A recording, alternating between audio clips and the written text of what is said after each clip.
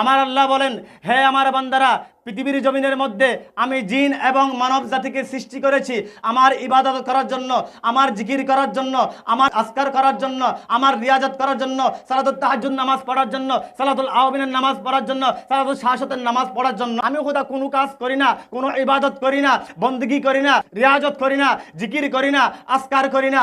আমি খোদা একটি মাত্র কাজ করি, সেটা হচ্ছে ইন্নাল্লাহা ওয়া মালাইকাতাহু ইউসাল্লুনা আলান নবী ইয়া আইয়ুহাল্লাযীনা আমানু সাল্লু আলাইহি ওয়া সাল্লিমু তাসলিমা। এমন একটি কাজ করি যেটা কাজ হচ্ছে আমার রাসূলের উপর দরুদ পাক পড়ি। উচ্চ আওয়াজ বলেন সুবহানাল্লাহ, আরে মুহাব্বতের আওয়াজ বলেন সুবহানাল্লাহ। তাহলে আমার আল্লাহ কি পড়ে? রাসূল পাকের কি পড়ে? দরুদ শরীফ পড়ে। ইন্নাল্লাহা, নিশ্চয় আল্লাহ, ওয়া মালাইকাতাহু, তার ফেরেশতাগণদেরকে নিয়ে, সুবহানাল্লাহ বলুন না, ওয়া মালাইকাতাহু, তার ফেরেশতাগণদেরকে নিয়ে ইউসাল্লুনা পড়েন, ইউসাল্লুনা পড়েন আলান নবী, আমার নবীর উপর, সুবহানাল্লাহ। আমার আল্লাহ বলেন, ইয়া আইয়ুহাল্লাযীনা আমানু, হে ঈমানদারগণ, হে মুমিনগণ, সাল্লু আলাইহি, তোমরা আমার রাসূলের উপর কি পড়ো?